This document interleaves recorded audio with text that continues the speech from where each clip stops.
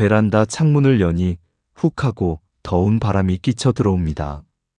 2025년의 서울은 벌써 여름이 오려나 봅니다. 아래를 내려다보니 출근하는 차들이 꼬리에 꼬리를 물고 개미떼처럼 움직이고 있네요. 저 붉은 브레이크 등, 빵빵거리는 경적 소리, 바쁘게 걸음을 재촉하는 사람들. 세상은 저렇게 쉴 새 없이 돌아가는데 15층 낡은 아파트 베란다에 서 있는 저만 멈춰 있는 것 같습니다. 마치 고장난 시계처럼 말이죠. 제 이름은 김철수, 올해로 78이 되었습니다. 지금은 배 나온 런닝구 차림으로 베란다 난간이나 붙잡고 있는 볼품없는 노인이지만 저도 한때는 잘 나갔습니다. 정말입니다. 1980년대, 90년대 제가 서류 가방 하나 들고 지방 출장을 가면 거래처 사장들이 버선발로 뛰어나와 저를 맞이했습니다. 아이고, 김 과장님 오셨습니까? 이번 물건은 김 과장님만 믿겠습니다. 그때는 제 말 한마디면 계약서에 도장이 쾅쾅 찍혔고 회사의 매출 그래프가 쭉쭉 올라갔습니다. 연말 회식 때면 사장님이 제 어깨를 두드리며 술잔을 채워주셨죠. 김 부장, 자네는 우리 회사의 보물이야. 자네 같은 영업맨은 대한민국에 다시 없을 걸세. 판매왕 트로피만 5개를 받았습니다. 그 번쩍거리던 금색 트로피들. 지금은 다 어디 갔는지 모르겠습니다. 아마 며느리가 보기 싫다고 창고 구석에 처박아 두었거나 이사할 때 고물상에 넘겨버렸겠지요. 뭐 원망하진 않습니다. 지금 제 꼴을 보면 그 트로피가 가당키나 합니까? 과거의 영광이라는 게 지나고 나면 곰팡이 쓴 빵 조각보다 못한 법이니까요. 거실에서는 아내가 청소기를 돌리고 있습니다. 윙하는 소리가 제 귀를 찌릅니다. 아내는 저를 보며 눈살을 찌푸립니다. 아유, 영감탱이. 먼지 들어오게 문은 왜 열어? 그리고 거기 서 있지 말고 좀 비켜봐요. 청소하는데 걸리적거리지 말고. 걸리적거린다. 네, 그게 지금 제 위치입니다. 평생을 밖으로 돌며 이 집을 샀고 가구들을 채워 넣었고 자식들을 먹여 살렸는데 이제 돈을 못 벌어오는 늙은이가 되니 저는 이 집에서 가장 불필요한 가구, 치워버리고 싶은 짐짝이 되어버렸습니다. 저는 슬그머니 베란다 문을 닫고 제 방으로 들어옵니다. 제 방이라고 해봐야 현관 입구에 있는 작은 문간방입니다. 원래는 큰아들이 쓰던 방이었죠. 녀석이 집을 나가고 난 뒤 안방은 아내가 차지하고 저는 이 좁은 방으로 쫓겨났습니다. 침대 하나, 책상 하나 놓으니 꽉 차는 이 방이 저의 유일한 영토입니다. 책상 위에는 낡아 빠진 가죽 서류 가방이 놓여 있습니다. 30년도 더 된 가방입니다. 모서리는 다해져서 하얀 속살이 드러났고 손잡이는 땀에 절어서 번들거립니다. 저는 습관처럼 그 가방을 쓰다듬어 봅니다. 이 가방 안에 제 인생이 들어 있었습니다. 계약서, 샘플, 거래처 명함, 그리고 아이들 주려고 샀던 과자 부스러기 같은 것들. 이 가방을 들고 전국 팔도를 누빌 때 저는 살아있음을 느꼈습니다. 내가 가족을 지키고 있다. 내가 이 나라 경제를 돌리고 있다. 그런 자부심이 제 심장을 뛰게 했습니다. 그런데 지금 이 가방 안에는 무엇이 들어 있을까요? 텅 비었습니다. 아무것도 없습니다. 더 이상 저에게 물건을 팔아달라고 전화하는 사람도 없고 샘플을 보여달라는 거래처도 없습니다. 은퇴한 지 15년. 처음 몇 년은 자문이니 고문이니 하며 회사의 이름이라도 걸어놓았지만 시대가 바뀌니 저 같은 아날로그 영업맨은 설 자리가 없더군요. 젊은 애들은 컴퓨터로, 스마트폰으로 척척 물건을 파는데 저는 엑셀 하나 제대로 못 다루니 눈치가 보일 수밖에요. 결국 쉬시라는 말을 듣고 짐을 싸서 나올 때 그 비참함이란 말로 다 못합니다. 하지만 견뎌야 했습니다. 가장이니까요. 아버지니까요. 내가 무너지면 우리 집이 무너진다는 생각으로 버텼습니다. 그런데 말입니다. 제가 정말 견디기 힘든 건 회사에서 잘린 게 아니었습니다. 바로 가정에서 해고당했다는 사실입니다. 식탁 위에 놓인 사진 액자를 봅니다. 큰아들 녀석 명석이. 고등학교 때 찍은 사진 속 녀석은 참 늠름하고 잘생겼습니다. 미식축구 주장처럼 어깨에 패드를 넣은 교복을 입고 자신만만하게 웃고 있는 녀석.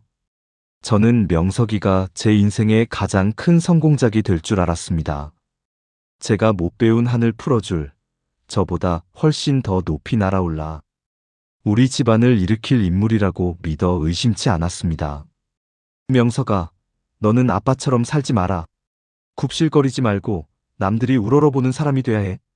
판검사가 되든 대기업 임원이 되든 떵떵거리고 살아라.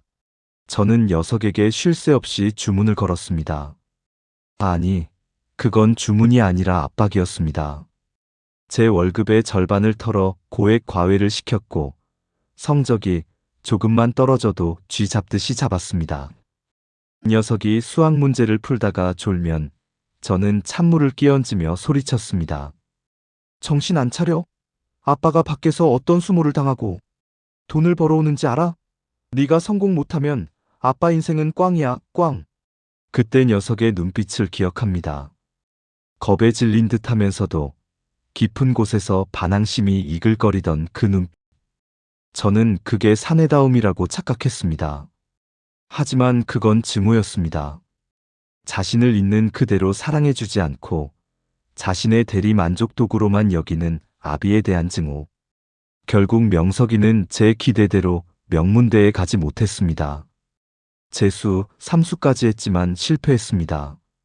그때 제가 녀석을 안아주며 괜찮다, 수고했다고 말해줬더라면 어땠을까요? 하지만 저는 그러지 못했습니다. 제 좌절감이 너무 컸기에 녀석에게 모진 말을 쏟아부었습니다. 네가 그러고도 내 아들이야? 밥만 축내는 식충이 같은 놈.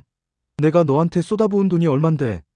그날 밤 명석이는 집을 나갔습니다. 그리고 10년이 지난 지금까지 명절에도 얼굴 한번 비치지 않습니다. 들리는 소문으로는 지방을 떠돌며 공사판 막노동을 하거나 농장에서 허드렛 일을 하며 산다고 합니다. 34살. 한창 일할 나이에 번듯한 직장 하나 없이 떠돌이 생활을 하는 내 아들. 그게 다 저 때문인 것 같아서 가끔 자다가도 가슴을 치며 일어납니다. 둘째 놈, 준석이는 좀 다릅니다. 이 녀석은 겉보기엔 멀쩡합니다. 서울에 있는 회사에 다니고 옷도 잘 입고 여자친구도 끊이지 않습니다. 저를 닮아서인지 말주변도 좋고 싹싹합니다. 하지만 녀석은 속빈 강정입니다. 진득하게 한 가지 일을 하지 못하고 툭 하면 회사를 옮깁니다. 월급을 받으면 명품 옷 사고 외제 차 리스비 내느라 저축은 한 푼도 없습니다. 집에 오면 아빠, 돈 좀 없어? 이번에 기가 막힌 사업 아이템이 있는데 하며 손을 벌리기 일쑤입니다. 자식 농사. 네, 완전히 망쳤습니다. 흉작도 이런 흉작이 없습니다. 남들은 자식 덕에 해외여행 가고 용돈 받는다는데 저는 늙은 나이에 자식 걱정까지 얹고 사니 등이 휠 지경입니다. 서랍을 엽니다. 깊숙한 곳에 숨겨둔 누런 봉투 하나를 꺼냅니다. 제 손이 가늘게 떨립니다. 이 봉투 안에 든 종이 쪼가리 하나. 바로 생명보험 증서입니다. 사망시 2억 원. 제 사망시 3억 원. 이 숫자가 제 눈앞에서 춤을 춥니다. 매달 50만 원이 넘는 보험료가 통장에서 빠져나갈 때마다 아내는 길길이 날뜁니다. 여보, 제발 이 보험 좀 해지해. 당장 먹고 살 돈도 없는데. 무슨 보험이야? 우리가 2억이 어딨어? 당신 죽어서 그 돈 받으면 뭐해? 아내는 모릅니다. 이 보험 증서가 제 마지막 자존심이라는 것을요. 지금 살아있는 김철수는 한 달에 100만 원도 못 버는 무능력한 노인입니다. 하지만 죽은 김철수는 다릅니다. 죽은 김철수는 2억 원의 가치가 있습니다. 2억 원이면 큰아들 명석이가 작은 가게라도 하나 차려서 정착할 수 있는 돈입니다. 둘째 놈 빚도 갚아줄 수 있고 아내 노후 자금으로도 쓸 수 있습니다. 참 웃기지 않습니까?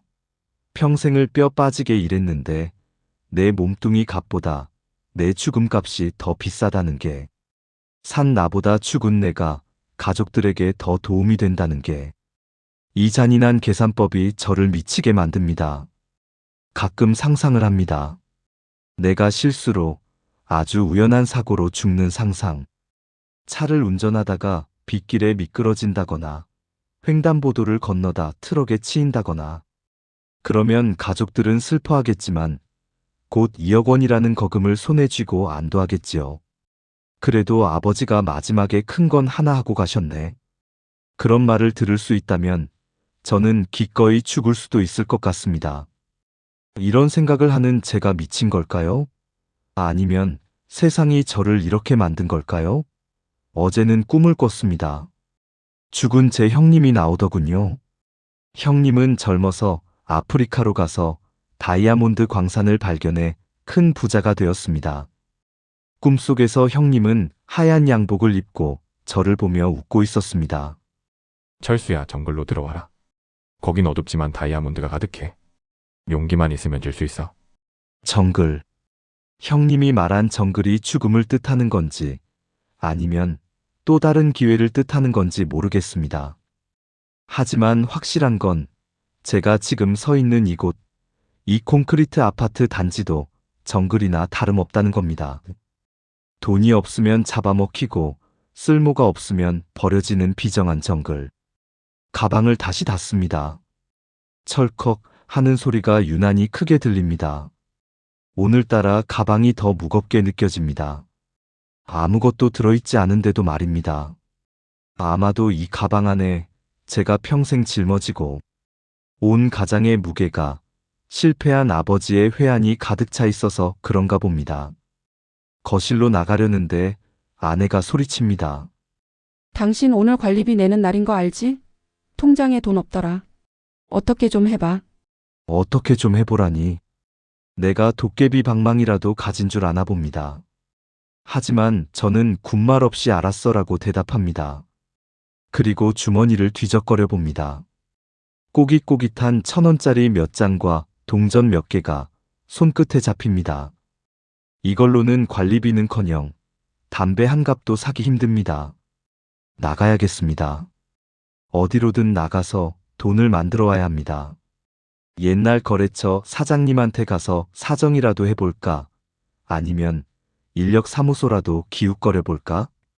판매왕 김철수의 자존심은 이미 쓰레기통에 처박은 지 오래입니다. 가족을 위해서라면, 2억 원을 만들기 위해서라면 저는 악마에게 영혼이라도 팔 준비가 되어 있습니다. 현관문을 나서는 제 등 뒤로 아내의 잔소리가 따라붙습니다. 나갈 거면 저녁 먹고 들어와. 밥 차리기 귀찮으니까. 문이 닫힙니다. 엘리베이터 거울 속에 비친 제 얼굴을 봅니다. 주름지고 축 처지고 생기라곤 하나도 없는 늙은이. 하지만 눈빛만은 살아있습니다. 아니, 도끼가 서려 있습니다. 오늘 나는 반드시 무언가를 팔고 올 겁니다. 설령 그게 내 목숨일지라도 말입니다. 집을 나설 때만 해도 제 발걸음에는 비장함이 서려 있었습니다. 마치 전쟁터에 나가는 장수처럼 어떻게든 전리품을 챙겨 오리라 다짐했었지요. 하지만 세상이라는 전쟁터는 늙고 병든 병사에게 자비를 베풀지 않더군요. 제가 찾아간 곳은 예전에 제 물건을 가장 많이 팔아주던 거래처였습니다. 사장님은 이미 은퇴하고 그 아들이 회사를 물려받아 경영하고 있었죠. 그래도 4가지 아비랑 호영호재하던 사이인데 예정을 봐서라도 일거리 하나쯤은 주겠지. 그런 얄팍한 기대를 품고 회사 문을 열었습니다. 하지만 젊은 사장은 저를 보자마자 미간부터 찌푸렸습니다. 마치 썩은 생선이라도 본 듯한 표정이었습니다. 김 부장님, 아니 연락도 없이 웬일이세요? 저는 비굴하게 웃으며 허리를 굽혔습니다. 아이고, 최 사장. 사업 번창한다며? 내가 그냥 지나가는 길에 들렀어. 요즘 일손 안 부족해? 내가 아직 다리는 튼튼하거든. 창고 정리도 좋고 배달도 좋고. 제 말이 채 끝나기도 전에 그는 말을 잘랐습니다. 부장님, 지금 세상이 어느 때인데 그런 소리를 하세요? 저희 다 자동화 시스템으로 바꿨어요. 사람 필요 없다고요. 그리고 솔직히 말씀드리면 부장님 오시면 저희 직원들이 불편해합니다. 이제 그만 좀 찾아오세요. 그만 좀 찾아오라. 그 말이 제 뺨을 후려갈기는 것 같았습니다. 쫓겨나듯 사무실을 나오는데 등 뒤에서 직원들이 키득거리는 소리가 들렸습니다. 저 할아버지 또 왔네. 끈질기다 진짜. 왕년의 판매왕이었다며? 꼰대들은 저래서 안 돼. 엘리베이터 거울 속에 비친 제 얼굴이 불그락푸르락했습니다. 화가 나서가 아니었습니다. 쪽팔려서, 너무나 쪽팔려서 견딜 수가 없었습니다. 평생을 을로 살며 굽신거렸지만 칠순이 넘어서도 자식벌 되는 놈들에게 이런 수모를 당해야 한다는 게 서러웠습니다. 주머니 속에 1,000원짜리 몇 장이 더 초라하게 느껴졌습니다. 결국 저는 아무것도 얻지 못한 채 터덜터덜 집으로 발길을 돌려야 했습니다. 아파트 현관문을 열 때였습니다. 현관에 낯선, 아니 너무나 익숙하지만 한동안 보지 못했던 신발 하나가 놓여 있었습니다. 흙투성이가 된 낡은 운동화. 뒤축이 다 달아빠진 저 신발은 제 큰아들 명석이의 것이었습니다. 심장이 쿵 하고 내려앉았습니다. 명석이가 왔다. 내 아들이 왔다. 반가움이 먼저였을까요? 아니면 두려움이 먼저였을까요? 연락도 없이 명절에도 안 오던 녀석이 평일 대낮에 집에 왔다는 건 뭔가 일이 터졌다는 뜻이니까요. 거실로 들어서니 소파에 길게 누워 자고 있는 사내의 등짝이 보였습니다. 30대 중반인데도 여전히 소년처럼 웅크리고 자는 모습. 하지만 가까이 가서 본 녀석의 얼굴은 세월의 때가 꼬질꼬질하게 묻어 있었습니다. 햇볕에 그을린 피부, 거칠어진 손마디, 그리고 자면서도 잔뜩 찌푸린 미간. 어디 공사판에서 굴렀는지 옷에서는 퀴퀴한 땀 냄새와 시멘트 가루 냄새가 났습니다. 그 모습을 보는데 갑자기 속에서 뜨거운 것이 울컥 치밀어 올랐습니다. 안쓰러움일까요? 아니요, 분노였습니다. 내가 너를 어떻게 키웠는데? 내 등골을 빼서 학원 보내고 과외시키고 최고급으로만 입혔는데 고작 저런 몰골로 늙은 애비 앞에 나타나다니. 네가 성공해서 금이환향하기만을 기다린 내 10년 세월은 뭐가 되느냐? 그런 원망이 제 눈을 멀게 했습니다. 저는 자는 녀석의 엉덩이를 발로 툭 찼습니다. 일어나. 해가 중천인데 어디서 낮잠질이야? 명석이가 화들짝 놀랐겠습니다. 부스스한 눈으로 저를 올려다보는데 그 눈빛에 당혹감과 짜증이 섞여 있었습니다. 아버지, 오셨어요? 오셨어요? 그게 다냐? 연락도 없이 웬일이야? 밖에서 뭔 사고라도 쳤냐? 제 말투는 퉁명스러웠습니다. 부드럽게 말하고 싶은데 혀가 제멋대로 움직여가시 돋친 말만 뱉어냈습니다. 명석이는 머리를 극적이며 몸을 일으켰습니다. 사고는 무슨? 그냥 일하다가 좀 쉬고 싶어서 왔어요. 며칠 있다 갈 거예요. 쉬어? 사지 멀쩡한 놈이 쉰다는 게 말이 돼? 남들은 그 나이에 과장 달고 차장 달고 날아다니는데 너는 언제까지 그렇게 밑바닥 인생 살래? 명석이의 표정이 굳어졌습니다. 녀석은 한숨을 푹 쉬더니 주섬주섬 짐을 챙기기 시작했습니다. 그만하세요. 오자마자 또 그 소리. 지겹지도 않으세요? 저 갈게요. 괜히 왔네. 가긴 어딜 가? 앉아봐. 내 말이 틀려? 내가 너한테 건 기대가 얼마였는데 네가 나한테 이러면 안 되지. 너 고등학교 때 기억 안 나? 전교생이 너만 쳐다봤잖아. 너는 특별했다고. 그런데 왜 스스로 쓰레기통에 처박히려고 그래? 저는 녀석의 팔을 붙잡고 매달렸습니다. 제발 정신 좀 차리라고, 제발 옛날에 그 빛나던 명석이로 돌아오라고 애원하고 싶었습니다. 하지만 명석이는 제 손을 거칠게 뿌리쳤습니다. 아버지, 제발 그 고등학교 때 얘기 좀 그만하세요. 그게 언제적 얘긴데. 아직도 붙잡고 계세요? 저는 특별하지 않아요. 저는 그냥 실패한 인생이라고요. 아버지가 저를 그렇게 만드셨잖아요. 내가 너를 위해 모든 걸 바쳤는데. 그게 문제였다고요. 아버지가 저를 짓눌렀잖아요. 성공해야 한다. 남을 밟고 올라서야 한다. 아버지의 그 허영심이 저를 숨막히게 했다고요. 저는 아버지가 원하는 사람이 될 수 없어요. 저는 그냥 평범한 일용직 노동자 김명석이라고요. 녀석이 소리쳤습니다. 그 목소리가 거실을 쩌렁쩌렁 울렸습니다. 부엌에 있던 아내가 놀라서 뛰쳐나왔습니다. 아유, 당신은 왜 오자마자 잡고 그래요? 명석아, 그러지 마라. 아버지가 늙어서 그래. 명석이는 입을 꾹 다물고 아니, 이제는 제 방이 되어버린 문간방으로 들어가 문을 쾅 닫아버렸습니다. 닫힌 방문 앞에서 저는 망부석처럼 서 있었습니다. 손이 부들부들 떨렸습니다. 내가 널 망쳤다고? 내 허영심 때문에? 기가 막히고 코가 막힐 노릇입니다. 자식 잘 되라고, 내 새끼 기죽지 말라고 뼈가 부서져라 일한 게 죄란 말입니까? 그때였습니다.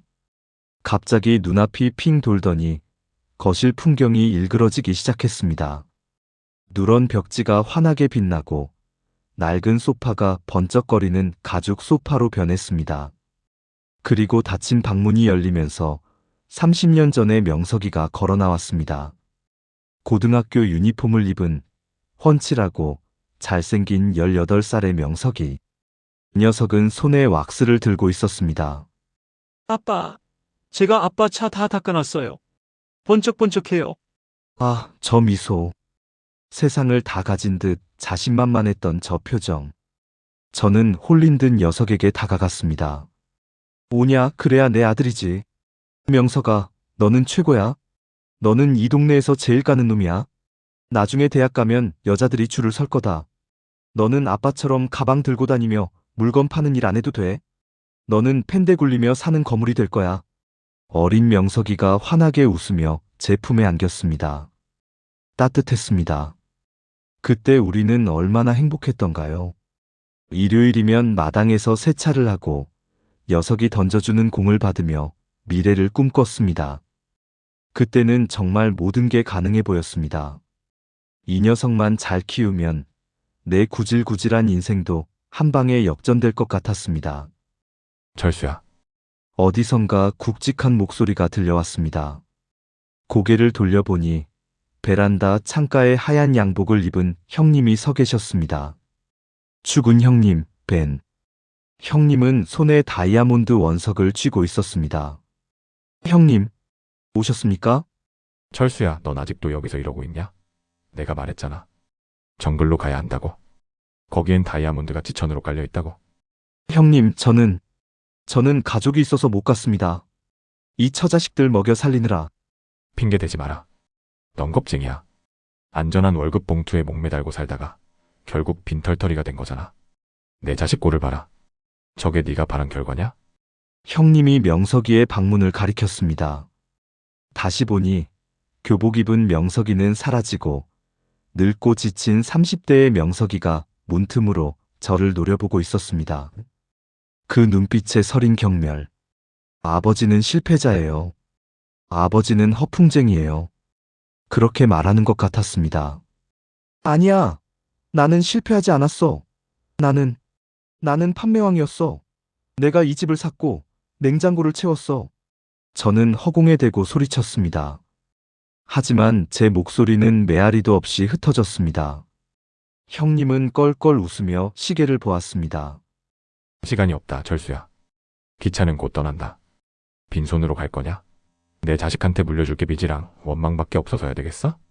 형님의 말이 비수처럼 가슴에 꽂혔습니다. 빈손. 맞습니다.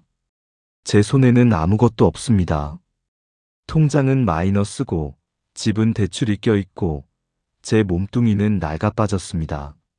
명석이에게 물려줄 수 있는 거라곤 이 가난과 패배감뿐입니다. 다시 현실로 돌아왔습니다. 거실은 어두컴컴해졌고 아내는 부엌에서 달그락거리며 저녁 준비를 하고 있습니다. 명석이가 들어간 방에서는 아무 소리도 들리지 않습니다. 죽은 듯이 고요합니다.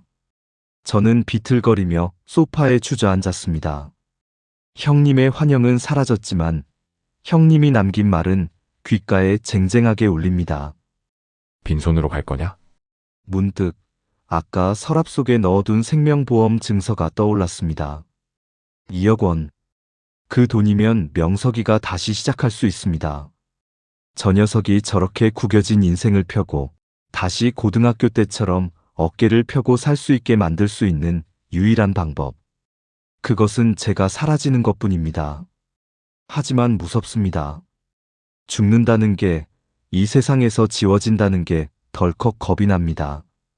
나는 아직 살고 싶은데, 베란다에 꽃도 심고 싶고, 손주 녀석 재롱도 보고 싶은데, 왜 세상은 나에게 죽음을 강요하는 걸까요? 왜 산 나보다 죽은 내가 더 가치가 있는 걸까요? 방문이 열리고 명석이가 나왔습니다. 이 녀석은 저를 본체만 채하고 냉장고에서 물을 꺼내 마십니다. 그 뒷모습이 참 넓고 쓸쓸해 보입니다. 저 녀석의 등짝에 제가 너무 많은 짐을 올려놓았던 걸까요?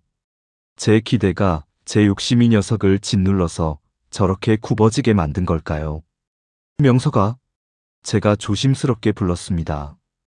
녀석이 물을 마시다 말고 멈칫합니다. 너, 그 2억 있으면 뭐 할래? 네? 갑자기 무슨 2억이요? 아니, 그냥. 만약에 아빠가 로또라도 돼서 2억이 생기면 그걸로 뭐 하고 싶냐고. 명석이는 피식 웃었습니다. 비웃음이었습니다. 로또요? 아버지가 무슨 로또예요? 꿈 깨세요. 그런 돈 있으면 빚 갚고 작은 가게라도 하나 얻어서 장사하겠죠?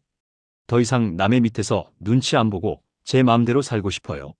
남의 밑에서 눈치 안 보고. 그 말이 제 심장을 찔렀습니다. 그게 바로 제가 평생 원했던 삶이었습니다. 그리고 제가 자식에게만큼은 꼭 물려주고 싶었던 삶이었습니다. 그래, 가게. 좋지. 내 아들이 사장님 소리 들으면 참 좋겠네. 저는 쓴웃음을 지으며 고개를 끄덕였습니다. 명석이는 싱거운 소리 하시네 하며 다시 방으로 들어갔습니다.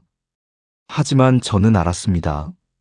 녀석의 눈에 찰나의 희망이 스쳐 지나가는 것을요.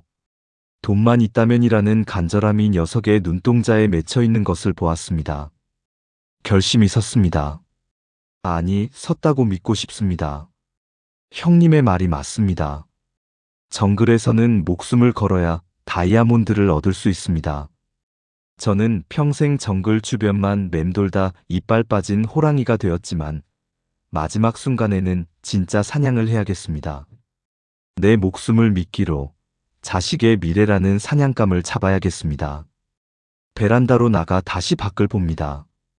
해가 뉘엿뉘엿 지고 있습니다. 붉은 노을이 도시를 덮습니다. 저 붉은 빛이 마치 제 피처럼 느껴집니다. 오늘따라 거리를 질주하는 차들의 불빛이 유난히 밝고 빠르게 보입니다. 저 차들 중 하나가 나를 구원해 줄 수 있을까요? 아니면 나를 지옥으로 데려갈까요? 주머니 속에 담배를 꺼내 물었습니다. 손이 떨려서 라이터 불이 잘 켜지지 않습니다. 몇 번의 헛손질 끝에 겨우 불을 붙였습니다. 매캐한 연기가 폐 속으로 들어오니 정신이 좀 듭니다. 명석아, 조금만 기다려라. 아빠가 이번엔 진짜 큰 거 하나 해줄게. 이번엔 약속 지킬게. 연기 속에 형님의 얼굴이 다시 보입니다.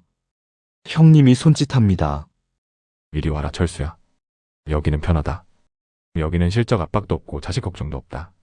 저는 담배를 비벼 끄고 베란다 문을 닫았습니다. 이제 밤이 오고 있습니다. 나의 마지막 세일즈를 준비할 시간입니다. 다음 날 아침, 저는 장롱 깊숙한 곳에서 가장 아끼던 양복을 꺼내 입었습니다. 10년 전 환갑 기념으로 아내가 큰맘 먹고 사줬던 은회색 양복입니다. 그때는 딱 맞았던 옷이 지금은 품이 헐렁해서 남의 옷을 빌려 입은 것 같더군요.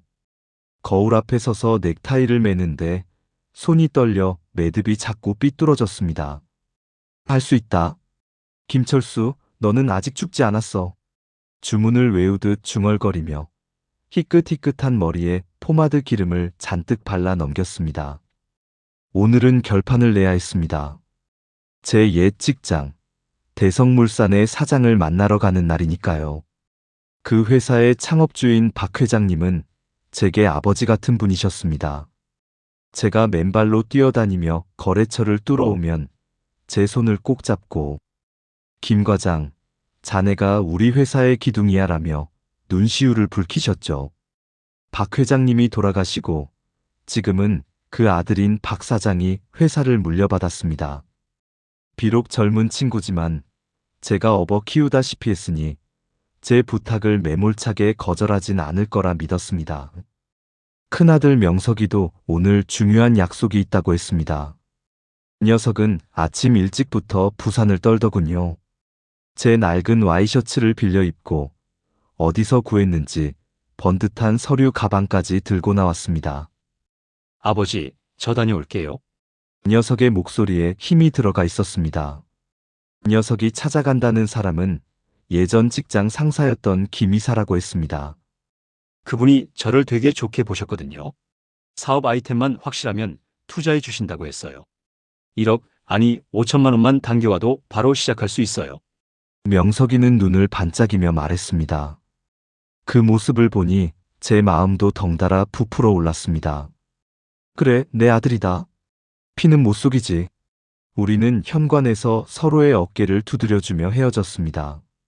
마치 전장에 나가는 전우처럼 오늘 저녁엔 승전보를 울리며 만나자고 약속했지요.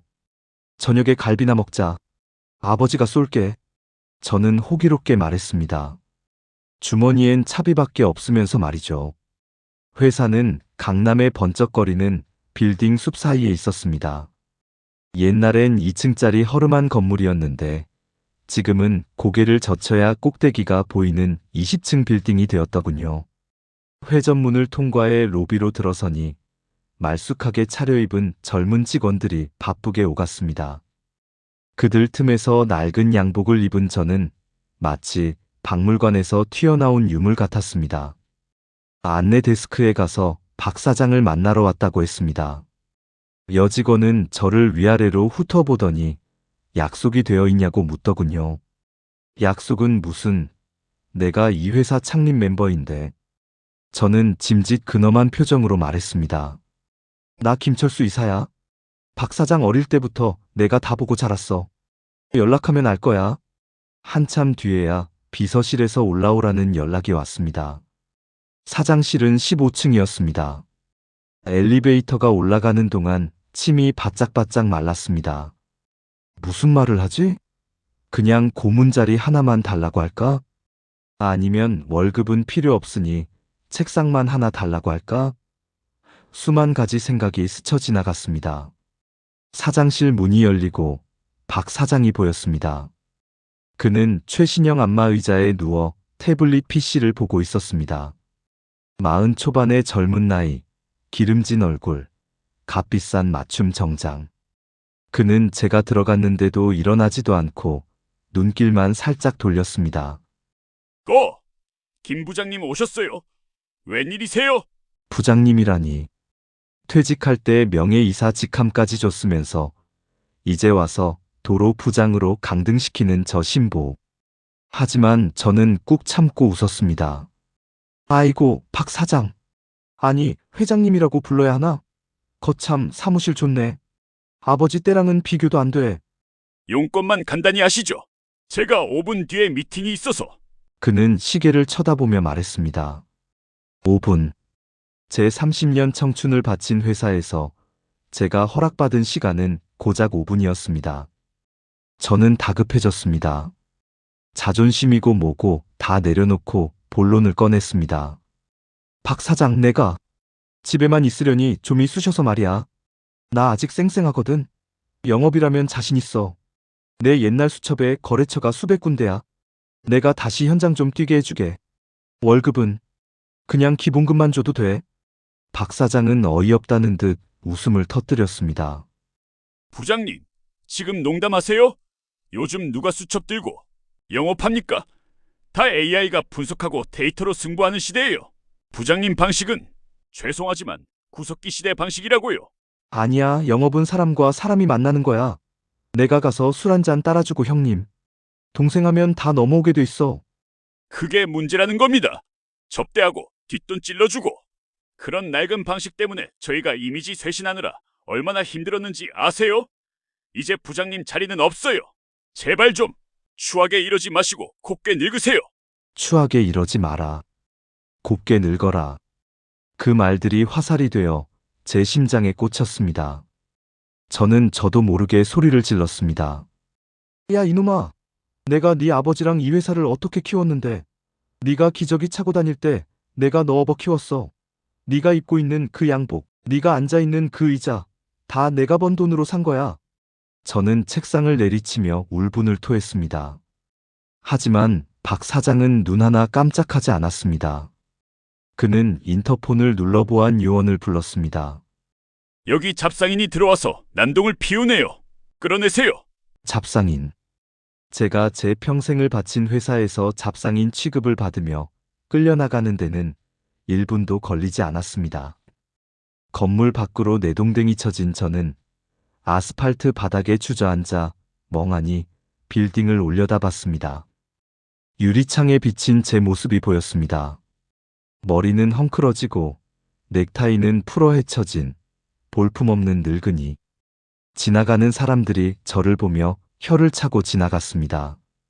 미쳤나봐. 노망났나봐. 저는 비틀거리는 다리로 지하철역 화장실로 숨어들었습니다. 거울 속에 제 눈에서 눈물이 주르륵 흘러내렸습니다. 슬퍼서가 아니었습니다. 제가 쓸모없는 인간이라는 것, 이제는 폐기 처분되어야 할 고철 덩어리라는 것을 확인사살 당했기 때문입니다. 그때 주머니 속에서 전화가 울렸습니다. 명석이었습니다. 저는 황급히 눈물을 닦고 목소리를 가다듬었습니다. 그래, 나에겐 아직 명석이가 있다. 이 녀석은 성공했을 거야. 명석아. 아빠다. 어떻게 됐냐? 김이사 만났어? 수화기 너머로 한동안 침묵이 흘렀습니다. 그리고 들려오는 녀석의 목소리는 물에 젖은 솜처럼 무거웠습니다. 아버지, 저녁 약속 취소해요. 왜? 김이사가 바쁘대? 아니면 돈을 바로 안 준대? 아니요. 그냥 제가 안 갔어요. 안 갔다니? 그게 무슨 소리야? 가봤자 안 될 것 같아서요. 그냥 안 갔어요. 이 녀석은 거짓말을 하고 있었습니다. 목소리가 떨리고 있었습니다. 갔을 겁니다.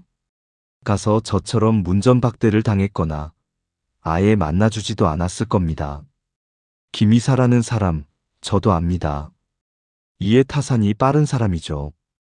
빈털터리가 된 옛 부하 직원에게 5천만 원을 투자할 위인이 아닙니다. 명석이는 그 사실을 확인하는 게 두려워서 혹은 확인하고 나서 비참함을 견딜 수 없어서 도망친 겁니다. 너 지금 어디냐? 한강이에요. 가슴이 철렁했습니다. 한강이라니. 저 녀석이 혹시 딴 마음을 먹은 건 아닐까? 거기 꼼짝 말고 있어. 아빠가 금방 갈게. 우리 만나서 얘기하자. 응? 명석아, 아빠 말 들려? 녀석은 대답 없이 전화를 끊어버렸습니다. 저는 미친 사람처럼 지하철 계단을 뛰어 올라갔습니다. 숨이 턱끝까지 차올랐지만 멈출 수가 없었습니다. 내 아들이, 내 마지막 희망인 명석이가 무너지면 안 됩니다. 택시를 잡아 타고 한강공원으로 달렸습니다. 택시비가 얼마나 나올지 걱정할 겨를도 없었습니다. 도착해보니 해는 이미 저물어 강물 위로 검은 어둠이 깔리고 있었습니다. 강바람이 차가웠습니다. 저는 눈을 부릅뜨고 아들을 찾았습니다. 벤치마다 강가마다 샅샅이 뒤졌습니다. 그리고 찾았습니다. 편의점 앞 파라솔 의자에 멍하니 앉아있는 녀석을. 앞에는 빈 소주병 2개가 뒹굴고 있었습니다. 녀석은 소주병을 마이크처럼 잡고 중얼거리고 있었습니다. 안녕하십니까? 김명석입니다. 저를 뽑아주시면 개처럼 일하겠습니다. 멍멍. 짖으라면 짖고 기라면 길게요. 제발 월급만 주세요. 술에 취해 혼자 면접 연습을 하고 있는 아들. 그 모습이 너무나 기괴하고 너무나 슬펐습니다. 저는 다가가서 녀석의 등짝을 후려갈겼습니다. 이 못난 놈아, 여기서 뭐 하는 짓이야? 명석이가 풀린 눈으로 저를 올려다봤습니다. 그리고 피식 웃었습니다. 아버지 오셨네. 우리 위대한 판매왕 김철수 씨 오셨네. 아버지, 저 취직했어요. 꿈속에서요. 하하, 일어나. 집에 가자. 싫어요. 집에는 뭐하러 가요? 가면 엄마 잔소리에 아버지 한숨 소리에 숨이 막혀 죽을 것 같은데. 여기가 천국이에요. 강물도 시원하고. 녀석은 비틀거리며 일어나더니 강 쪽으로 걸어갔습니다. 저는 기겁을 하고 녀석의 허리춤을 붙잡았습니다. 이놈아, 죽긴 왜 죽어? 사내 자식이 그까지 거절 좀 당했다고 죽으려고 그래? 그러자 명석이가 저를 확 밀쳐냈습니다. 저는 엉덩방아를 찌으며 넘어졌습니다. 명석이가 저를 내려다보며 소리쳤습니다. 누가 죽는데요? 저는 안 죽어요. 죽고 싶은 건 아버지겠죠. 아버지가 맨날 그러잖아요. 내가 죽어야 너희가 산다고. 보험금 타령하면서요. 녀석은 알고 있었습니다. 제가 보험 증서를 만지작거리며 무슨 생각을 하는지 녀석은 다 알고 있었던 겁니다. 아버지, 솔직히 말해봐요. 아버지는 제가 성공하길 바라는 게 아니잖아요. 그냥 아버지가 실패한 인생이 아니라는 걸 증명하고 싶은 거잖아요. 저를 트로피처럼 전시하고 싶은 거잖아요. 아니야. 나는 너를 사랑해서. 사랑? 그게 사랑이에요? 저를 숨막히게 조이는 게 사랑이냐고요? 차라리 그냥 놔두지. 공부 못해도 괜찮다고, 공장에서 일해도 괜찮다고. 그냥 그렇게 말해주지 그랬어요. 명석이는 털썩 주저앉아 엉엉 울기 시작했습니다. 34살 먹은 사내의 울음소리가 강변을 울렸습니다. 미안해요. 아버지 기대 못 채워드려서 미안해요. 근데 저도 힘들어요. 사는 게 너무 무서워요. 저는 넘어진 채로 아들을 바라보았습니다. 작아진 등, 떨리는 어깨. 저 녀석은 괴물이 아니었습니다. 제가 만든 괴물인 줄 알았는데 사실은 겁에 질린 어린아이였습니다. 저 아이를 저렇게 만든 건 세상이 아니라 바로 저였습니다. 나의 욕심, 나의 허영, 나의 강박이 저 아이의 날개를 꺾고 절벽으로 밀어버린 겁니다. 그때 다시 환영이 보였습니다. 형님이 제 옆에 쭈그리고 앉아 혀를 차고 있었습니다. 어쨌든 철수야. 꼴 좋다. 자식 놈한테 저런 소리나 듣고 내 인생은 실패야. 꽝이라고. 시끄러워. 닥쳐. 저는 허공에 대고 소리 질렀습니다. 명석이가 놀라서 울음을 그치고 저를 쳐다봤습니다. 제 눈에는 명석이 뒤로 검은 강물이 넘실거리는 게 보였습니다. 저 강물 속은 편안할까? 저 깊은 어둠 속으로 들어가면 이 지긋지긋한 패배감도 사라질까? 아닙니다. 아직은 아닙니다. 저는 비틀거리는 몸을 일으켰습니다. 그리고 주머니 속에서 무언가를 꺼냈습니다. 아까 회사에서 쫓겨날 때 책상 위에 놓여있던 볼펜 한 자루를 저도 모르게 쥐고 나왔더군요. 고급 만년필도 아니고 흔해 빠진 플라스틱 볼펜. 이게 제 인생의 전리품이었습니다. 저는 그 볼펜을 명석이에게 쥐어주었습니다. 가져라. 이거 아빠가 박 사장하고 계약하고 받은 선물이다. 아빠 다시 일하게 됐어. 그러니까 너도 기죽지 마라. 거짓말이었습니다. 새빨간 거짓말. 하지만 이렇게라도 하지 않으면 저 녀석이 정말로 강물에 뛰어들 것만 같았습니다. 명석이는 볼펜을 멍하니 쳐다보더니 다시 고개를 푹 숙였습니다. 녀석도 알 겁니다. 이게 거짓말이라는 걸. 하지만 모른 척 해줍니다. 그게 우리 부자의 슬픈 예의였습니다. 집에 가요. 명석이가 제 부축을 받으며 일어났습니다. 우리는 서로에게 기대어 비틀비틀 걸음을 옮겼습니다. 뒤에서 형님의 웃음소리가 들려왔습니다. 거짓말쟁이. 위선자. 넌 끝까지 사기꾼이야. 그래요, 형님. 저는 사기꾼입니다. 평생을 물건을 팔기 위해 가짜 웃음을 팔았고, 이제는 아들에게 가짜 희망을 팔고 있습니다. 하지만 형님, 이거 아십니까? 이게 아버지입니다. 자식 앞에서는 발가벗겨져도 빤스 한 장이라도 입고 있는 척해야 하는 게 그게 아비의 노릇입니다. 우리는 지하철을 탔습니다. 퇴근하는 사람들 틈에 끼어서 우리는 아무 말도 하지 않았습니다. 유리창에 비친 우리 부자의 모습은 마치 폐잔병이 되어 돌아가는 늙은 병사와 어린 병사 같았습니다. 집에 돌아오니 아내가 기다리고 있었습니다. 밥 먹었어? 둘이 같이 들어오네? 아내의 타박이 오늘따라 반갑지 않았습니다. 명석이는 방으로 들어가 버렸고 저는 식탁에 앉았습니다. 아내가 차려준 식은 된장찌개를 한 숟가락 떴습니다. 모래알을 씹는 것 같았습니다. 이제 정말 시간이 얼마 남지 않았다는 생각이 들었습니다. 명석이의 저 눈물, 저 절망을 닦아줄 수 있는 건 제 볼펜 한 자루가 아니라 2억 원짜리 통장뿐이라는 확신이 들었습니다. 저는 숟가락을 내려놓았습니다. 그리고 베란다 쪽을 바라보았습니다. 어둠 속에 형님이 서서 손짓하고 있었습니다. 준비됐냐, 철수야? 이제 다이아몬드를 캐러 가자. 네, 형님. 준비됐습니다. 오늘 밤 저는 제 인생 최고의 세일즈를 하러 갈 겁니다. 고객은 죽음이고 상품은 나입니다. 계약금은 2억 원. 애누리는 없습니다. 밤 12시가 넘었습니다. 집안은 무덤처럼 고요합니다. 아내도 명석이도 막내 준석이도 모두 잠든 시간입니다. 하지만 저는 잠이 오지 않습니다. 아니, 잘 수가 없습니다. 내일이면 2억 원이라는 거금이 제 손에, 아니 정확히 말하면 제 가족들의 손에 들어오게 될 텐데 어떻게 잠을 잘 수가 있겠습니까? 가슴이 쿵쿵 뜁니다. 첫 거래를 성사시키러 가던 신입사원 시절처럼 온몸의 피가 뜨겁게 돕니다. 저는 조용히 자리에서 일어났습니다. 그리고 베란다로 나갔습니다. 베란다 구석에는 아내가 스티로폼 박스에 상추며 고추를 심어놓은 작은 텃밭이 있습니다. 저는 주머니를 뒤적거려 아까 낮에 사온 상추 씨앗 봉지를 꺼냈습니다. 왜 그랬는지 모르겠습니다. 그냥 심고 싶었습니다.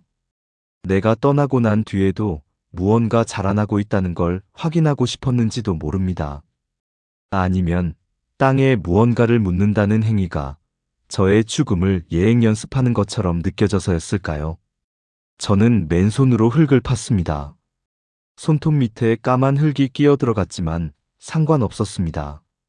어둠 속에서 손으로 흙을 더듬으며 씨앗을 뿌렸습니다. 잘 자라라. 쑥쑥 자라라. 우리 명석이가 따먹을 수 있게. 중얼거리는데 등 뒤에서 인기척이 느껴졌습니다. 형님입니다. 하얀 양복을 입은 형님이 베란다 난간에 걸터앉아 담배를 피우고 계십니다. 달빛을 받은 형님의 얼굴은 창백하지만 눈빛만은 형형하게 살아있습니다. 철수야, 훌륭한 거래다. 미역이라니. 내 몸뚱이 하나로 그만한 돈을 만드는 건 기적이야. 형님이 칭찬해 주십니다. 저는 어깨가 으쓱해집니다. 그렇죠? 형님, 제가 아직 죽지 않았습니다. 이 김철수가 마음만 먹으면 못할 게 없다니까요. 그런데 철수야, 무섭지 않냐? 죽는다는 거 말이야. 차가운 강물 속에 처박히거나 불타는 차 안에 갇히는 거. 그거 꽤 아플 텐데. 형님은 짓궂게 물으십니다. 저는 고개를 저었습니다. 아픈 게 대수입니까? 쪽팔린 거에 비하면 아무것도 아니죠. 오늘 낮에 그 젊은 놈한테 쫓겨날 때, 내 아들놈이 한강에서 울고 있을 때, 그때 내 속은 이미 숯덩이가 됐습니다. 불타는 차? 오히려 시원할 것 같습니다. 그래, 사내라면 배포가 있어야지. 그런데 장례식은? 썰렁하면 어떡하냐? 네가 죽었는데. 개미새끼 한 마리 안 오면 명석이가 널 더 무시할 텐데. 형님의 그 말이 제 전곡을 찔렀습니다. 장례식? 그것은 제 인생의 성적표이자 마지막 쇼케이스입니다. 저는 흙 묻은 손을 털며 벌떡 일어났습니다. 무슨 섭섭한 말씀을 하십니까? 제 장례식은 대한민국에서 제일 화려할 겁니다. 두고 보세요. 강원도, 부산, 저 땅끝마을 해남에서도 조문객이 올 겁니다. 제가 팔아준 물건이 얼만데요? 그 사람들이 다 올 거라고요. 저는 환각 속에서 제 장례식장을 봅니다. 호텔 연회장처럼 넓은 빈소. 국화꽃 냄새가 진동하고 입구에는 화환이 끝도 없이 늘어서 있습니다. 검은 양복을 입은 신사들이 줄을 서서 제 영정에 절을 합니다. 김 부장님, 정말 훌륭한 분이셨습니다. 우리 회사를 살린 은인이십니다. 그리고 그 한가운데에 상주 완장을 찬 명석이가 서 있습니다. 녀석은 놀란 눈으로 그 많은 조문객을 바라봅니다. 녀석의 눈에 존경심이 차오릅니다. 아, 우리 아버지가 이렇게 대단한 분이셨구나. 나는 그것도 모르고 아버지를 무시했구나. 아버지, 죄송해요. 아버지, 사랑해요. 명석이가 제 영정을 붙잡고 오열하는 모습. 그 모습을 상상하니 가슴이 벅차오릅니다. 눈물이 핑 돕니다. 그래, 이거다. 내가 원한 건 바로 이거였어. 돈 2억 원도 중요하지만 내 아들에게 내가 실패자가 아니라는 걸, 내가 얼마나 거대한 존재였는지를 증명해 보이는 것. 그것이야말로 내가 목숨을 바쳐 얻고자 하는 진짜 다이아몬드다. 철수야. 쉿. 조용히 해. 형님이 갑자기 손가락을 입에 갖다 댔습니다. 거실 불이 탁 켜졌습니다. 베란다 문이 열리고 아내가 졸린 눈을 비비며 나왔습니다. 당신, 거기서 뭐해요? 안 자고? 아내의 목소리에 형님은 연기처럼 사라졌습니다. 현실로 돌아온 저는 흙투성이가 된 손을 등 뒤로 감췄습니다. 그냥 잠이 안 와서 상추 좀 심었어. 상추? 이 밤중에? 당신 노망 났어요? 대낮에 놔두고 왜 밤에 궁상이야, 궁상은? 아내는 혀를 끌끌 찹니다. 저 여자는 모릅니다. 지금 제가 얼마나 위대한 계획을 실행하고 있는지. 내일이면 자기가 2억 원짜리 부자가 된다는 사실을 꿈에도 모르고 고작 상추 타령이나 하고 있습니다. 불쌍한 여자. 평생 돈 없다고 바가지나 긁던 여자. 이제 그 지긋지긋한 가난에서 해방시켜줄게. 조금만 기다려. 여보. 제가 아내를 불렀습니다. 목소리가 조금 떨렸나 봅니다. 아내가 의아한 듯 쳐다봅니다. 왜요? 배고파요? 아니, 그냥 고생 많았다고. 나 만나서 지질이 복도 없지. 미안해. 평소에 안 하던 소리를 하니 아내는 기겁을 합니다. 아유, 징그러워. 술 마셨어요? 안 하던 짓 하면 죽는다는데 왜 이래 진짜? 빨리 들어와서 잠이나 자요. 내일 관리실 가서 사정이라도 해봐야 할 거 아니야. 죽는다는데. 아내의 말이 예언처럼 들립니다. 저는 피식 웃었습니다. 그래, 자야지. 긴 잠을 자야지.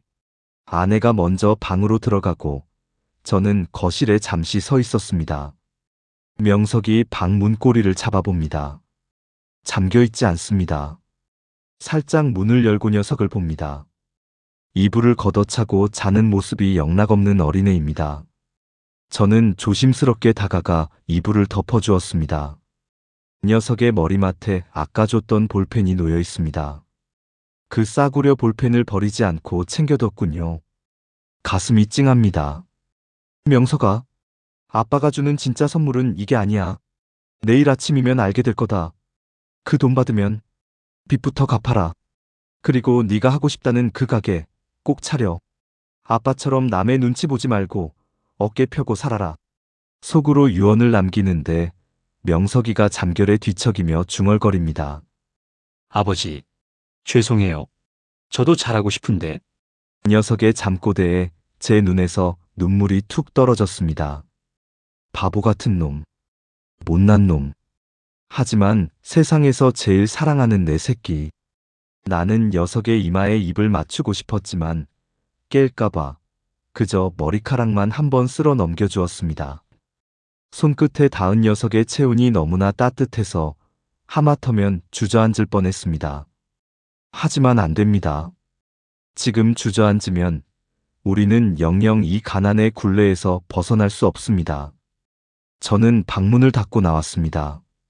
그리고 현관 신발장 위에 놓인 차 키를 집어들었습니다.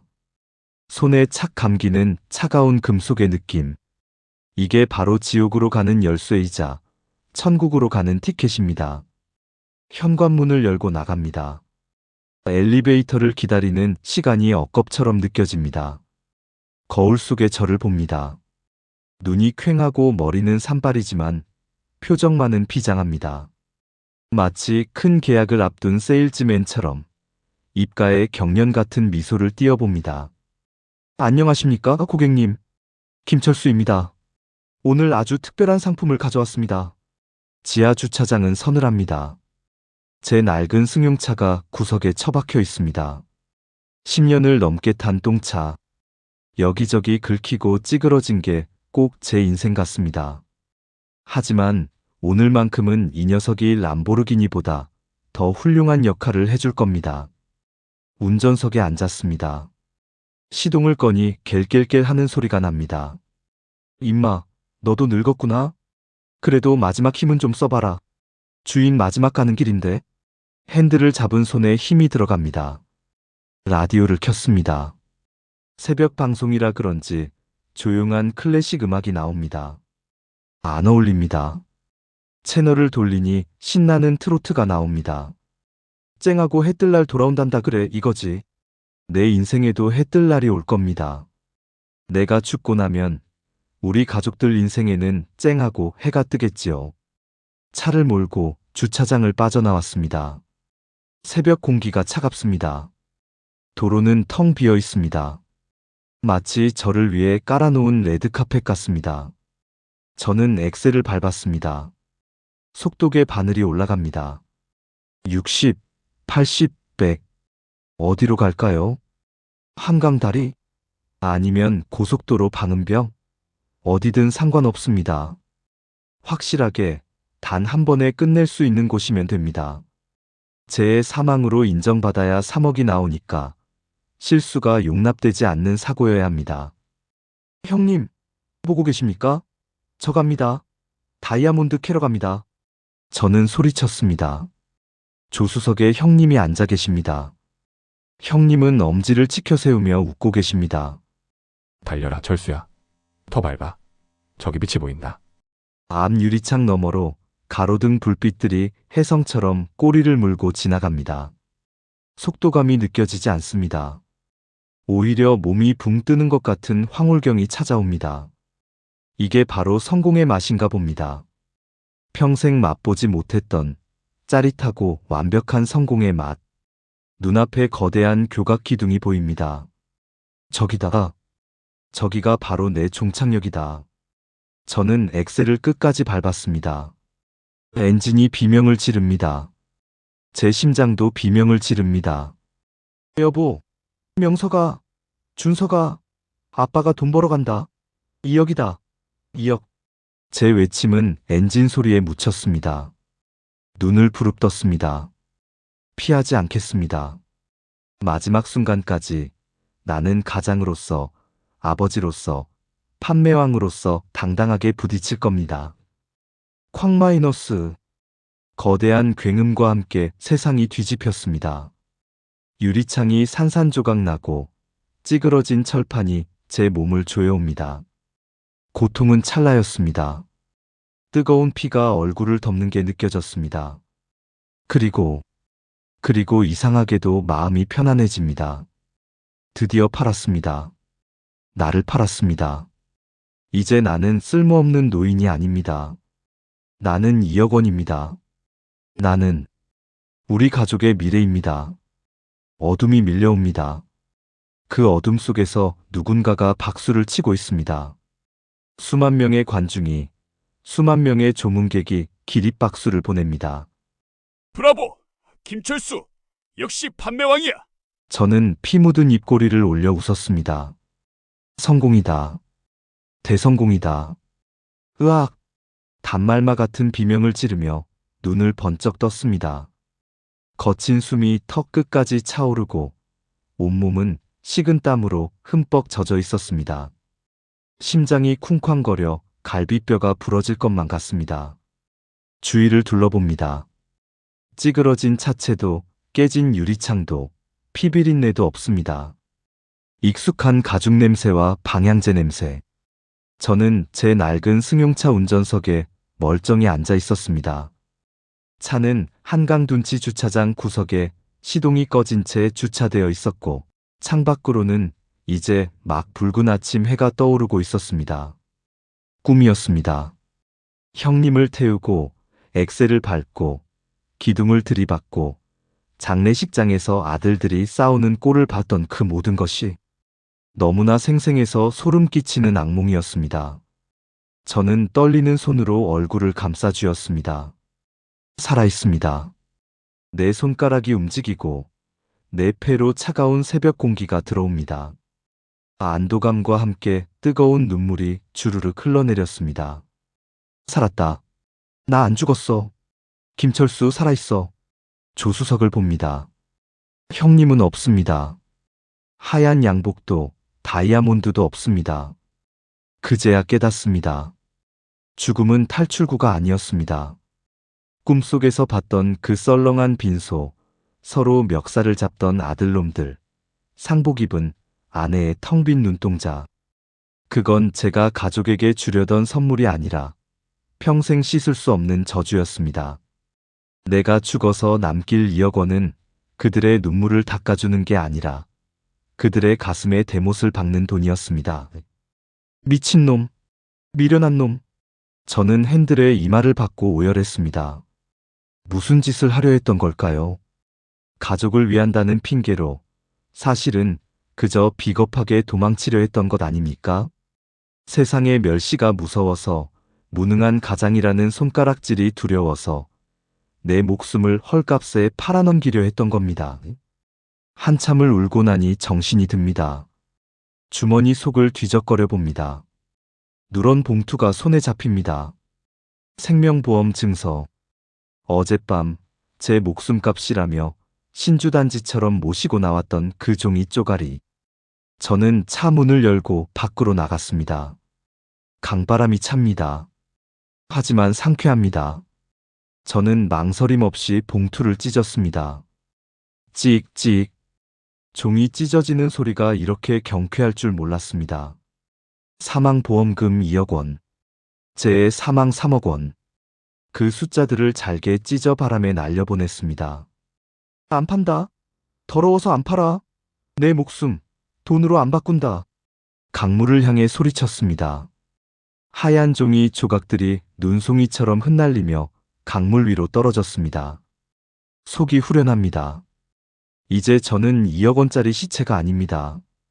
저는 그냥 돈 없고 백 없는 78세 노인 김철수입니다. 하지만 살아있는 김철수입니다. 시동을 걸었습니다. 갤갤갤거리는 엔진 소리가 오늘따라 힘차게 들립니다. 집으로 가야겠습니다. 내 가족이 있는 곳, 내가 지켜야 할 진짜 나의 영토로. 아파트에 도착하니 아침 7시가 넘었습니다. 현관문을 여는 손이 떨립니다. 도어락 비밀번호를 누르는 띠띠띠띠 소리가 정겹습니다. 문을 열고 들어서니 고소한 냄새가 납니다. 된장찌개 냄새입니다. 아내가 아침을 끓이고 있나 봅니다. 당신 들어와요? 부엌에서 아내가 나옵니다. 꿈속에서 봤던 상복 입은 모습이 아니라 늘 입던 낡은 꽃무늬 몸빼 바지를 입고 있습니다. 그 모습이 얼마나 예뻐 보이는지 달려가서 꽉 껴안고 싶었습니다. 다녀왔어. 운동 좀 하느라고. 새벽부터 무슨 운동을 그렇게 요란하게 해요? 얼굴은 그게 뭐야? 울었어요? 아내의 타박이 노래처럼 들립니다. 그때 문간방 문이 열리고 명석이가 부스스한 얼굴로 나옵니다. 아버지, 오셨어요? 꿈속에서 제 영정 앞에서 울부짖던 녀석. 녀석이 살아있습니다. 나도 살아있고 녀석도 살아있습니다. 우리는 서로를 만질 수 있고 목소리를 들을 수 있습니다. 이거면 된 겁니다. 무엇이 더 필요합니까? 저는 신발을 벗고 거실로 들어섰습니다. 그리고 명석이 앞에 섰습니다. 녀석은 제가 또 잔소리를 할까봐 어깨를 움츠립니다. 저는 그런 아들의 어깨를 와락 끌어안았습니다. 명석아. 네. 네. 아버지 왜 그러세요? 미안하다. 아빠가 욕심이 많았다. 네가 판검사 못 돼도 좋고 사장님 소리 못 들어도 좋다. 그냥 이렇게 살아서 내 눈앞에 있어줘서 고맙다. 그거면 됐다. 제 눈물에 명석이의 어깨가 젖어듭니다. 녀석이 뻣뻣하게 굳어 있다가 조심스럽게 제 등에 손을 올립니다. 그리고 투박한 손으로 제 등을 토닥여줍니다. 아버지, 저도 죄송해요. 열심히 살게요. 막노동을 하든 뭘 하든. 아버지, 부끄럽지 않게 살게요. 거실 한가운데서 늙은 아버지와 다 큰 아들이 서로를 부둥켜 안고 옵니다. 아내도 국자를 든 채 눈물을 훔칩니다. 가난한 집 구석이지만 지금 이 순간만큼은 어느 재벌가 부럽지 않습니다. 우리에겐 생명이 있고 가족이 있으니까요. 식탁에 둘러앉았습니다. 따끈한 밥과 보글거리는 된장찌개. 한 숟가락 떠서 입에 넣으니 뜨거운 기운이 식도리를 타고 내려가 온몸을 데워줍니다. 이 맛입니다. 이게 사는 맛입니다. 죽어서 받는 2억 원으로는 절대 살 수 없는 살아있음의 맛입니다. 밥을 먹으며 저는 선언했습니다. 여보, 그 보험 해지해. 아내가 눈을 동그랗게 뜹니다. 정말요? 당신 그거 목숨보다 아끼던 거잖아. 목숨보다 귀한 게 어딨어. 그거 해지해서 빚 갚고 남는 돈으로 명석이 양복이나 한 벌 해주자. 그리고 나도 다시 일할 거야. 경비원이든 청소부든 시켜만 주면 다 할 거야. 왕년에 판매왕이 쪽팔릴 게 뭐 있어. 내 가족 먹여 살리는 일인데. 제 말에 명석이가 밥을 먹다 말고 웃습니다. 환한 웃음. 고등학교 때 이후로 처음 보는 진짜 웃음입니다. 아버지, 저도 도울게요. 저 힘 좋잖아요. 우리 가족. 다시 시작해요. 창밖으로 아침 햇살이 쏟아져 들어옵니다. 베란다 텃밭의 상추들이 햇살을 받아 반짝입니다. 어젯밤 제가 묻은 씨앗들도 언젠가는 싹을 틔우겠지요. 비록 화려한 다이아몬드는 아니지만 싱싱하고 푸릇푸릇한 생명이 자라날 겁니다. 이제 저는 압니다. 진정한 성공은 판매왕 트로피에 있는 것도 아니고 2억 원짜리 통장에 있는 것도 아닙니다. 오늘 하루 내 가족과 눈을 맞추고 맛있다며 밥 한 공기를 비우고 다녀오겠습니다라며 문을 나서는 이 평범한 일상. 이것을 지켜내는 것이야말로 이 세상 모든 아버지들이 해내는 가장 위대한 세일즈라는 것을 말입니다. 저는 다시 낡은 구두끈을 동여맵니다. 가방은 텅 비었지만 마음은 꽉 찼습니다. 사랑으로, 희망으로, 그리고 삶에 대한 의지로 가득 찼습니다. 여보, 명석아, 다녀오마. 현관문을 나서는 제 발걸음이 구름 위를 걷듯 가볍습니다. 엘리베이터 거울 속의 늙은이가 저를 보고 윙크를 합니다. 김철수, 너 아직 쓸만하다. 살아있네? 제 이야기를 듣고 계신 여러분. 혹시 지금 너무 힘들어서 삶의 무게가 버거워서 나쁜 마음을 먹고 계신 분이 있나요? 자신의 목숨을 돈과 맞바꾸려 계산기를 두드리는 분이 계신가요? 제발 그러지 마십시오. 당신의 빈자리는 그 어떤 돈으로도 채울 수 없습니다. 당신이 살아있어야 자식도 살고 가정도 삽니다. 빈손이라도 괜찮습니다. 실패해도 괜찮습니다. 살아만 있다면 우리는 언제든 다시 영업을 시작할 수 있습니다. 오늘 저녁엔 가족들과 따뜻한 찌개 하나 놓고 둘러앉아 보세요. 그리고 서로의 온기를 느껴보세요. 그 따뜻함이 당신을 살게 할 겁니다. 저처럼 말입니다. 구독과 좋아요를 눌러주시면 제게 많이 힘이 될 것 같네요. 오랜 시간 들어주셔서 감사합니다.